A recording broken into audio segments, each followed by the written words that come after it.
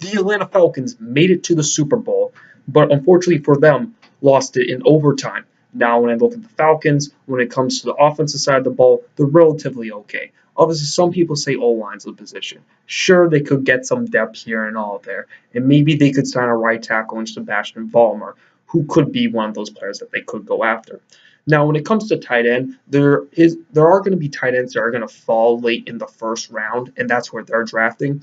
And that's definitely a position that they could potentially upgrade. I know some of their tight ends, I think that they like them, but they're looking for a player that could be possibly a stud tight end that Tony Gonzalez was at the end of his career. I think that's definitely something that they could potentially eyeball. But obviously, you look at the defensive side of the ball. I think I look at Vic Beasley is not exactly a Von Miller type of player. He's very, very good and probably one of the best pass rushers in the league, but he's not super versatile.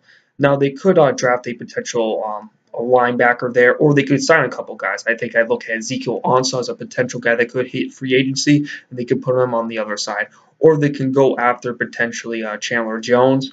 DeMarcus Ware is a potential option if he might hit the market. So those are some options there. And then when you look at the linebacker, obviously they're going to look for some speed backers out there. And most of the speed backers are middle to the draft, and I'm not sure if there's too many going to hit the free agency market. So if they definitely want to get like one of those fast, quick guys, they're probably going to have to wait into the fall, probably in the second round. They'll probably have to be more aggressive during the mid rounds. Now, when it comes to the Falcons, most of it is development, like I said, and obviously losing Kyle Shanahan is definitely losing a good offensive mind right there. Obviously, he isn't a great developer and all that, so I think you could load up on offense even more. But I don't think that's an ideal strategy. Defensively, though, they could get some depth at cornerback. And they actually didn't do a half bad job of playing man coverage against the New England Patriots in the Super Bowl. But they could put some depth there. And honestly, you look at safety, they got some decent safeties there and linebacker and all that. And the defensive side, they could get some big bodies right there.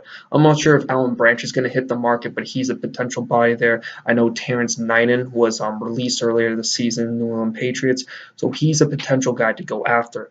But the Atlanta Falcons, obviously, most of its development, most of it is on them, whether how good they're going to do on the season. And it is pretty important because the Saints, obviously, they're going to be grinding it out with Drew Brees. The Buccaneers are a rising team, and the Panthers, who knows? They could be a very good team next year. Hell, they could be a 12-14 that could get a bye too. But basically, that NFC South is relatively up for grabs. So that's why the Falcons have to say relatively aggressive out there.